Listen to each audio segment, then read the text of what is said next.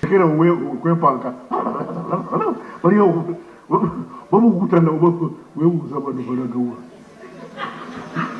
baramukuta esegenda enagwa olwaleero Uganda yaliwo nga tetuliiwo kweri nga weetuli egenda kubaawo nga tufudde.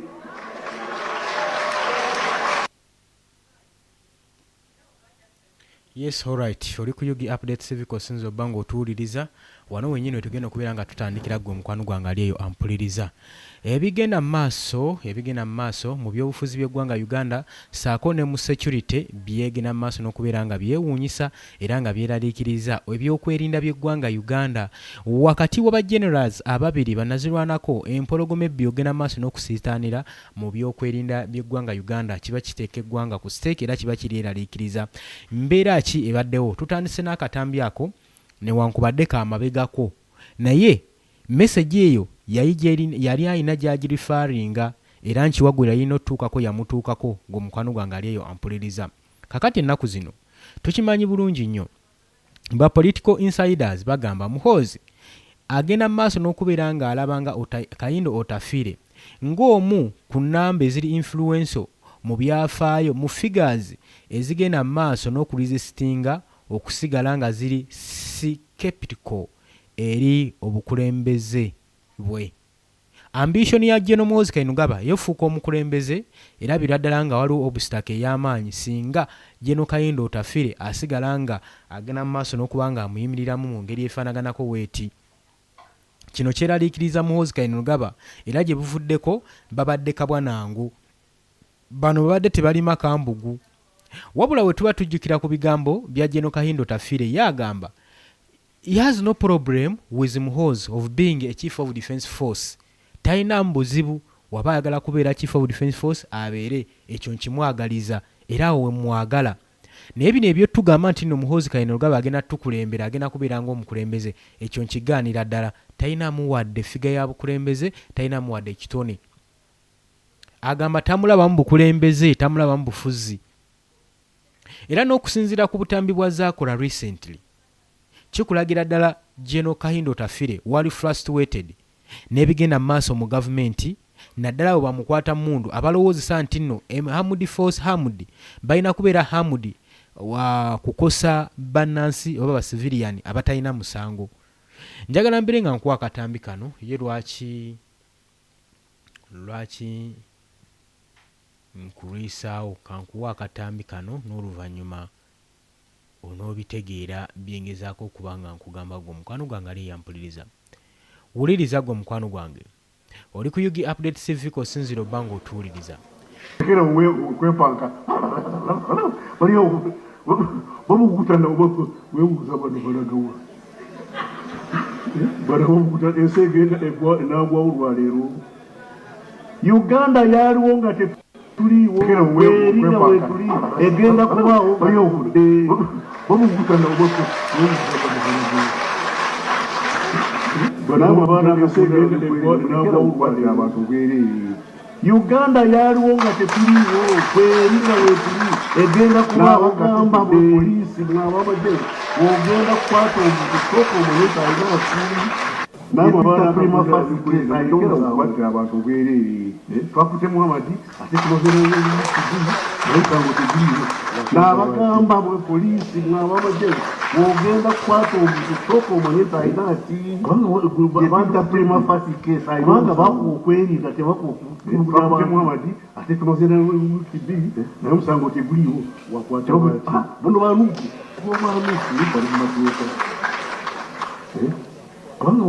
abantu kutegula kubanga bakukwerinda tebakulugunya abantu oba twakiriza netubiteeka mu constitution bawedde tulyabo bagende mu byabwe genda okugamba abantu tebamanyi kyebakola tebawaka bululu genda tobakwata bakiriza tebibiina byobufuzi biteeka okuba bimubateeka oba twakiriza netubiteeka mu constitution bawedde tulyabo bagende mu byabwe genda okugamba abantu ntawanuupu tebamanyi kyebakola tebawaka bululu naye tobakwata bakubanga banuupu nuupu erimubateeka. Yes, alright. Akatambi ndowooza mukawulidde gwe mukwano gwange ali eyo ampuliriza. Kakati Kayindo Otafiire ensonga ze za munda naye tetumanyi ba political observers balaba nti newankubadde General Kayindo Tafiire agenda mu maaso n'okuboggola ayogera eddoboozi alikozesezza bulungi kale bwe tutugaana ku social media naye bagamba nti General Kayindo Tafiire tali ku level za kwogera bwogezi ali ku level ezikomandinga ali ku level ezitaking actions kati ekyokwogera obwogezi tekijja kujjawo ebyo bannayuganda bye bagenda mu maaso n'okuyitamu ate nga babayisaamu obamanyi bulungi ng'osobola okukomandinga ebikolwa ebyo ne bikomekkerezebwa kati bannayuganda bagamba General Kayindo Tafiire tajja tulimba yadde naye okwerimba tali ku level bagamba General Kayindo Tafiire tali ku level zikola ki za kwogera bwogezi wabula level gy'aliko zaatuukira dda okutakinga actions okuteekawo embeera yatuuka dda mu level y'okuteekawo embeera ku bikolwa ebikyamu ebigenda mu maaso agamba wemba mwaweebwa obuyinza muli armed forces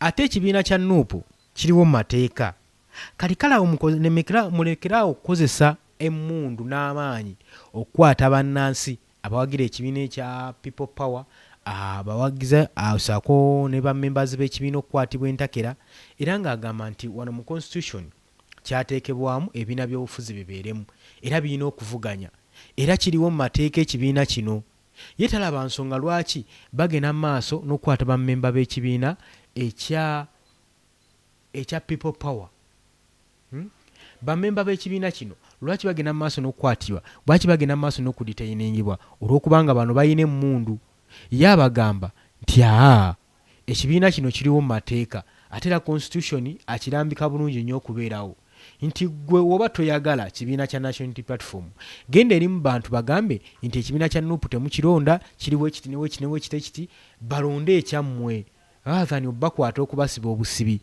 ye General Kayindo Tafiire ezo z'ensonga ezimu zatakkiririzaamu era gye buvuddeyo avaayo n'akowoola eggwanga n'aligamba bane bannayuganda muzuukuke eggwanga lyammwe era abagamba Uganda twagisangawo tugenda girekawo era ejja kubeerawo nga tuvuddewo kati so muleme sigiteekako maanyi muleme kulowooza nti nno mmwe abakomekkereza ensi eno mwaba eno regimu yammwe yekomekkereza okubeerawo kwa Uganda mujja girekawo era ejja sigalawo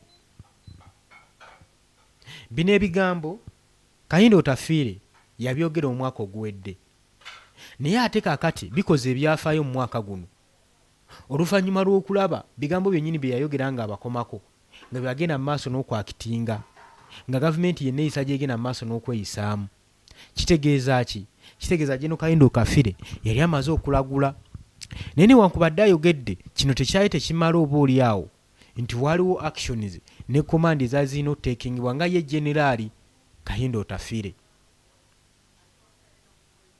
oli ku UG Update TV kosinziro bango otuwuliriza tukyagenda mu maaso kakati Chief of Defence Force Muhoozi Kainerugaba gye buvuddeko yakola okutiisatiisa eri Major General Kayindo Tafiire era n'amusuubiza okubeera ng'amukwata era n'agenda mu maaso nga revivinga ku one of the National Resistance Movement NRM Longo ruling and most symbolic internal rivalizo ng'agamba nti bano aba NRM naddala ba cabinet ministers abawangaalidde mu bukulembeze ayagala kubeera nga abakwatako era kimunyiiza nnyo okulaba Kayindo Tafiire ng'ali awo alya butaala ng'omukwano gwange ali eyo ampuliriza njagala okujjukiza nti oli ku UG Update TV kosinza oba ng'otuwuliriza gwatanatwegattako kirya wansi waliwo ekigambo subscribe kikoneko obeere nga otwegattako oli ku UG Update TV mu abali mu diaspora mbatumiddeko nnyo ntegeeza bali mu Qatar, Oman, Dubai, Saudi Arabia, France mwena bali mu Asia mbatumiddeko nnyo abali e Canada mukola kyamaanyi nnyo okwekuumira ku UG Update TV kakati gwe mukwano gwange ali eyo ampuliriza kiki ekyaleese embeera okuba nga esajjuka gye buvuddeko Muhoozi Kainerugaba yagenda n'akumamu omuliro gye buvuddeko General Kayindo Tafiire yagenda n'akumamu omuliro n'akulitisayizinga ku nsonga ezigenda mu maaso mu Uganda era zijja kye yayita ekyokutta n'okuwamba bannayuganda nga guno nno omuze gugendereddwamu Uganda Police Forces saako ne Criminal Intelligences Directorate eri ebigenda mu maaso nga bigenda mu maaso ebuziba mu byokwerinda mu security agencies mu Uganda. Yagenze maaso n'okikulitisizingako ng'agamba kino ekintu kimenya mateeka bannayuganda mubaddiza eddembe lyabwe era w'obitunulamu mu butuufu ensonga ebadde egenda mu maaso mu Uganda ab'ebyokwerinda okwefuula ekirala okuwamba obuyinza okuwamba ebyobufuzi kyokka nga ssemateeka abalagira bulungi nnyo obutenyigira mu byobufuzi kitegeeza na kino nakyo kye bakola bakikolera mu bumenyi bw'amateeka nolw'okuba ssemateeka w'eggwanga Uganda yattattanyizibwa tewali munnayuganda gy'ayinza kuwaaba tewali kyayinza kukola okusobola okuzza embeera mu nteeko gwe omukwano gwange mpuliriza. Kakati eri ba political observers bagamba eno ye manifesto eyali ekoleddwa Kayindo Otafiire ng'agenda mu maaso n'okuobservinga wakati w'ekibiina kya NRM mu byafaayo mu generation mu mulembe gwa NRM ogwayita saako n'obuyinza obugenda mu maaso n'okukula ensangi zino obupresentingibwa ne General Muhoozi Kainerugaba. Tulinga abali mu New World Order eri obukulembeze obupya mu ggwanga Uganda. Ebintu byakyuka kitunuulikika ng'obuyinza obwawambibwa naye nga tebannavaayo kulangirira gye buvuddeko obuyinza buno bubadde bugenda mu maaso n'okubuusabuusibwa nga bannayuganda era bakinokaanya mu parliament nti General Muhoozi Kainerugaba yeefudde kamala byonna era yagenda mu maaso n'okukwasaganya ensonga zonna ezigenda mu maaso mu Uganda ne yeeyingiriza gy'atalina kubeera ng'era bannayuganda bagamba bannabyabufuzi nga bagamba nti Muhoozi yandisaanidde okuba nga amanya waakoma akimanye nti endege teziyogaanira mu mazzi. Mu Uganda tulinamu ministries ez'enjawulo ezikwasaganya emirimu egimu gy'ayinza okuba nga yeerijjako era eggwanga terigenda kubeera ku bunkenke na ku siteeke olw'okuba Muhoozi Kainerugaba ayagala kunoonya femu ayagala kunoonya famous ayagala kubeera recognized mu byobufuzi anoonya sympathy mu bantu bo bannabyabufuzi ekyo kibagamba naye katwongere okugenda mu maaso bigenda ebuziba tulabe eddala kiki. Ku posti eyateekebwawo ku lunaku olwokutaano ku makya aga wiiki eri ewedde Muhoozi Kainerugaba yagenda mu maaso n'okulabula Kayindo Otafiire ng'agamba dangerous close to be arrested ng'amugamba you are dangerously close to be arrested nti mu bwangu onootera okuyingira obuzibu bw'okukwatibwa oluvannyuma munnabyabufuzi okulumiriza poliisi ne ba officers okugenda mu maaso n'okukalinga kibayita extrajudicial killing eri bannayuganda eri ba politician. Kayindo Otafiire yali agenda mu maaso n'okubeera nga agambako anenyaako ebitongole ebikuumaddembe okwosa oby'emmundu n'amaanyi eri bannayuganda eri bannabyabufuzi okugenda mu maaso n'okubakwata n'okubafuula ekintu ekirala kyonna olw'okuba nti balina amaanyi balina obuyinza balina decision making. So kino ekintu Kayindo Otafiire yali agenda mu maaso n'okubeera nga akivumaganya ng'agamba bannaye kino tekisaanidde kino kisusse kati ku nsonga zino Muhoozi lwaki yali agenda mu maaso n'okuba nga awuuninga Kayindo Otafiire nga mugamba onootera okukwatibwa ku bigambo biwagenda mu maaso n'okwogera ddala kino kyali kyetaagisa. Twagala tutunuulire ensonga zino tulabe ani alwanirira ekituufu ani ali ku sayidi y'abannayuganda ali anwanirira obulamu n'eddembe. Jjukira General Kayindo Otafiire mundu yagikwatako era y'omu yaleeta ku gavumenti eno mu buyinza ekyo saagala okyerabire gwe munnayuganda mpuliriza. Mu bigambo Muhoozi Kainerugaba bye yagamba ng'agenda mu maaso n'obbirifaalinga ku muntu gw'ataayogera naye ffenna political observers twabiraba nga bitunuulidde era nga bifeesinze okuba nga biddamu General Kayindo Otafiire byali bigamba bitya. Muhoozi yapostinga ng'agamba a cabinet minister who claimed he is a leopard and condemned the great officers of the crime intelligence of Uganda police as provoked lion enough and is dangerously close to be arrested. Muhoozi nga yabiwandiika ng'agamba cabinet minister agenda maaso n'okireiminga n'okkaayana nti leopard ngo era ng'agamba ng'agamba ku ba great officers abakwasaganya ebyokwerinda mu poliisi ne ba criminal intelligence mu Uganda police okweddako. Muhoozi agamba ono nno yagalinye gye gava era ng'agamba akyokooza nnyo empologoma ekimala era ng'ekyobulabe ekigenda okuvaamu anaatera okubeera ng'akwatibwa.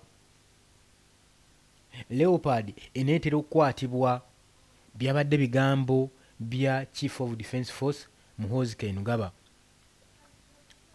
Kakati okusinziira mu comments abasinga bwe ba interpretinze response eno bagitutte ne bagyolekeza eri General Kayindo Otafiire ng'eyolekera ku recent appeal gye yakola oluvannyuma lw'okumala appointingibwa nga internal affair minister mu kifo ekyo. Professor Ephraim Kamuntu yagenda mu maaso n'okwolesa obubaka buno nga boolekera ddala General Kayindo Otafiire okusinziira ku bubaka bwe yali agenze mu maaso n'okukola. Honorable Professor Kamuntu ng'agamba I forgot to tell you please don't tolerate any form of extrajudicial killing especially by some few rogue officers in the Crime Intelligence Directorate. Otafiire wati oje we yaddamu. Kayindo Otafiire nga ye agamba okusinziira mu bigambo bye, wuliriza gwe mukwano gwange ali eyo, okusinziira ku bigambo by'omwami ono Kayindo Otafiire, njukira nti nno abadde Minister of Internal Affairs era kati n'akyusibwa n'ateebwa ku kifo ekirala. Gwe mukwano gwange ali eyo ampuliriza kye nnaatera okubeera nga nkugamba mu ssaawa eziddako. Gwe nga tonnaba kubeera nga tukyagenda mu maaso, subscribe nga wansi ekigambo subscribe weekiri kikonemu obeere nga otweyungako. Tukyatereeza mpeereza zaffe zisobole okubeera nga nnungi, oba oli awo tukyatereeza byuma byaffe, kamera, biki byonna byonna bisobole okubeera nga tuteekawo empeereza esinga. So kano ke mulaba tubulaabulamu ne tujja lwa busoobe ne tubaweereza mujjagira nga mukigumiikiriza. Wabula tutunuulidde ebigambo bya General Kayindo Otafiire, biki bye yagenda maaso n'okwanukula nga Muhoozi Kainerugaba amaze okwogera ebigambo bino ng'agamba a cabinet minister who claimed he is a leopard and condemned the great officers of criminal intelligence of the Uganda's police as provoked lion enough and is dangerously close to being arrested. Byali bigambo bya Chief of Defence Force era ng'abikondeminga gye tiyabirifaringa wantu walala wonna, wabula ng'abannabyabufuzi abakyusakyusa bagenda mu maaso n'okubeera nga babirifaalinga gye birina okubeera nga bibeera. Njagala owulirize nga tukyagenda mu maaso. Tukimanyi bulungi nnyo kati nti General Kayindo Otafiire, Minister of Water and Environment, yakyusiddwa mu kifo kye kyabadde asaavinga nga Minister of Internal Affairs. Ekyo kyo tukimanyi bulungi nnyo. Naye tuzza tulaba enkyukakyuka zino mu cabinet ya Mwami Yoweri Kaguta Museveni. Golowooza ki ekiviirako cabinets ba cabinet ministers okuba nga bakyusibwa? Baba bakooye ekifo ekyo balimu kiba kibazitoweredde oba balemeddwa? Byebuuzeemu bannayuganda bagenda mu maaso n'okwebuuza ebitambulira ku mitwe gyabwe. Kati Kayindo Otafiire nga ye Minister of Water and Environment era ali influence nnyo okusaavinga figure eri bannayuganda, era ono nga yaliko omu ku bali mu liberation struggle eyaleeta gavumenti ya NRM mu buyinza, era y'omu ku bafounder ba members of Furanasa, the Gorilla Movement eyakulemberwamu Mwami Yoweri Kaguta Museveni. Kayindo Otafiire yalwanira mu nsiko ku lutalo luno era n'asigala nga ali omu ku central figures mu kibiina ekya National Resistance Movement okuva movement we yakapukyalinga obuyinza mu mwaka ogwa 1986. Ekyo kyo saagala okyerabire, njagala obeere ng'okijjukira. Era oli ku Yugi Update TV k'osinzira obba ng'otuwuliriza. Tukyagenda maaso gwe mukwano gwange mpuliriza. Gye nvuddeko emyaka gyonna over the years wabaddewo ba senior cabinet positions omuli okusindika minisita ono Kayindo Otafiire mu ministries ez'enjawulo, omwe muli Minister of Internal Affairs, Minister of Justice and Constitutional Affairs, Minister of Local Government and Minister of East African Community Affairs. Wabula mu bino byonna eyalimu eyenkize ennyo Minister of Justice and Constitutional Affairs gye tugenda okuba nga twogerako olunaku olwaleero. Waaki Kayindo Otafiire yasindikibwa mu ministry eyo oluvannyuma lw'emyaka gyonna okubanga gavumenti ejja eyimba pulojekiti Muhoozi nti egenda kubanga emeruka budde bonna ng'era nga gavumenti yalina ekirowoozo ky'okukwata mutabani wa Yoweri Kaguta Museveni omusikisa obuyinza ate ng'era obuteegaana tekyeganika Muhoozi Kainerugaba azaalaga ebbugumu n'okuyaayana n'ennyonta y'obukulembeze okufusikira entebe ya kitaawe. Wabula abamu bannazirwanako abaleeta gavumenti eno mu buyinza nga General Kayindo Otafiire be bamu ku babadde ba insistinga ng'ekirowoozo kya Muhoozi Kainerugaba okujja mu bukulembeze tebaagala kiwulira kuwadde n'omulundi n'ogumu n'ogw'eddagala. Ate nga bagamba bo nga babaga ssemateeka tebakkiriza ssemateeka waabwe ku kyobuulibwa nga bakyaliwo. Kiki baali bateesa? Yawulira nti waaliwo eŋŋambo, Kayindo Otafiire yawulira nti waaliwo eŋŋambo ez'okuleeta General Muhoozi Kainerugaba naye nga bamuyisa mu paaliyamenti nti paaliyamenti ye beetandika kugenda mu maaso n'okubanga eronda abakulembeze. Ng'era abantu tebagenda kuddamu kulonda mukulembeze wa ggwanga abaabatwala, ekintu ekikyamu ennyo ekyali kikontana ne ssemateeka eyabagibwa ba Kayindo Otafiire mu mirembe gyabwe oba mu biseera byabwe. Kati Yoweri Kaguta Museveni we yalaba nga Muhoozi alemeddeko alumye n'ogw'engulu era nga ayaayaana okusikira entebe eno eya kitaawe, yamanya nti ensobi emu omwana ono yandiyagala okuwamba obuyinza. Era kye yakola kwe kujja General Kayindo Otafiire ku ministries ekifo gye yali atwala n'amutwala mu cabinet n'amufuula Minister for Justice and Constitutional Affairs abeere nga yabaga amateeka nga yavunaanyizibwa ku mateeka nga yalina enkizo ekyusa amateeka. Kino nno kyanafuya nnyo Muhoozi Kainerugaba kubanga yali mu pulogulaamu ze ez'okubanga ateekinga over obuyinza ng'agala kukyusiza eyo mu mateeka, akyuse amateeka asobole okubeera ng'awamba obuyinza atwale obukulembeze. Naye Kayindo Otafiire ate nga yali mu ekyo. Ate bano nga bali kabwanango, jjukira nti bano bombiriri General Kayindo Otafiire alina amagye nga ye, military base ze, ab'amagye abamukkiririzaamu nga ye be yava nabo mu nsiko abamu, saako n'abatwala abatwalibwa General Muhoozi Kainerugaba nga Chief of Defence Force nabo gye bali. Kati Kayindo Otafiire si ye muntu gw'ogenda okujja onyigire mu ttooke. Asirise era buli kimu agamba akiraba engeri gye kitambulamu. Kakati nno seasonal intelligence era operative and veteran owa liberation struggle General Kayindo Otafiire ya influencinga eri ekibiina ekiri mu buyinza ne sanction of the security establishment. Era reputation ye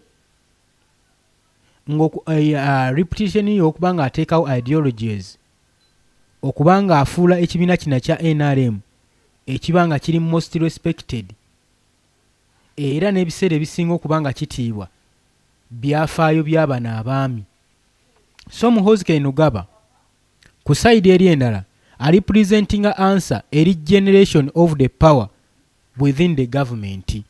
Chief of Defence Force era ya presidential son Muhoozi Kainerugaba decades eziyise azimba formidable political and military profile egene maaso n'okubanga esikiriza royal influence ng'ajja agoberera ku movement egenda maaso n'atonawo n'ekibiina ekya Patrick Yigi Uganda asobole okubeera ng'agulira ddala obuganzi eri mu bannayuganda ng'asinziira ku social media ng'ateekayo posts ng'abeera presence buli lunaku era ng'agenda maaso n'okuteekayo obubaka ku social media obukanga obutiisa.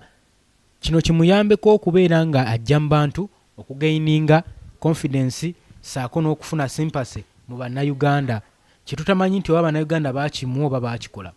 Naye twalaba lutwe yasookera ddala okikola General Muhoozi Kainerugaba yavaayo n'alangirira nga watajja kulabikako ku ballot paper mu kalulu ka 2026 era ng'agamba ajja kubeera nga andyosinga mwami Yoweri Kaguta Museveni munamwena aba Patrick League Uganda gwe bamugenda muwagire. Ensonga eyo yali nkulu nnyo era yayogeza bannayuganda akaama nti Chief of Defence Force waaki aba asazaamu okwesimbawo kwe n'okulabikirako ku ballot paper ate nga yali amaze okuŋŋaanya obuwagizi nga n'abantu amaze okuba nga baliiramu. Kye kyamulemesa. Waaliwo akakodyo n'enkizo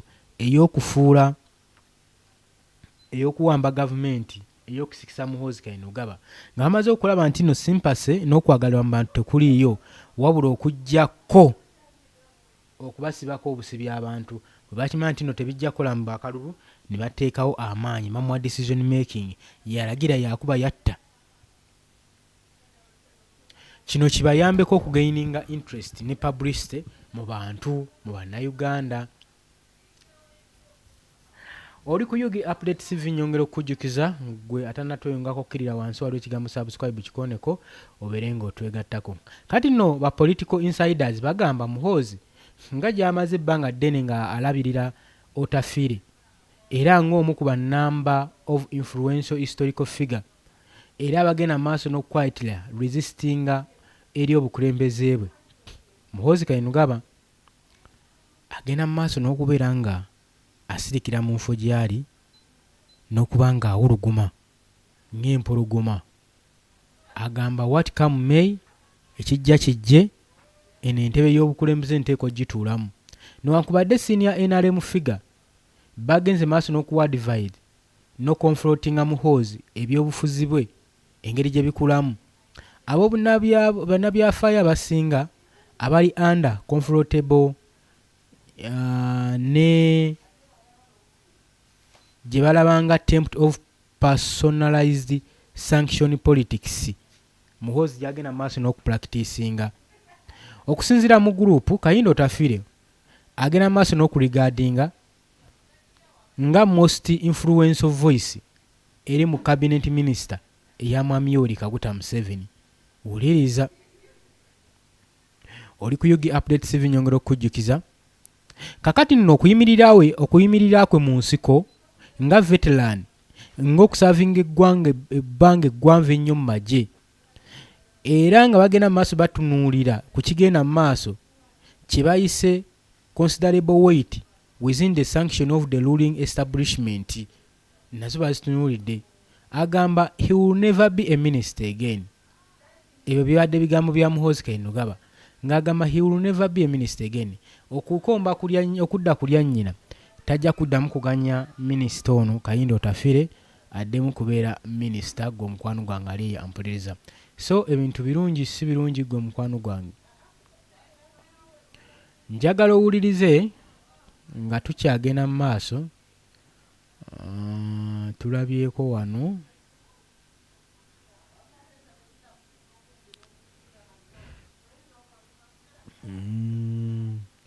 Kayindo Otafiire gino Muhoozi Kainerugaba. Kakati nno criticism ezibaddewo ezigenda mu maaso Geno MK movement agenda mu maaso n'okuwakanya political mobilization eziri outside establishing mu NRM structure egenda mu maaso n'okuraisingibwa under the party chosen. Waliwo okusikangana omuguwa. This is a political party within a political party. A party within a party. Kitabulira ddala ebibiina by'obufuzi wano mu Uganda. Kiringa wonoolaba the army within army SFC sorry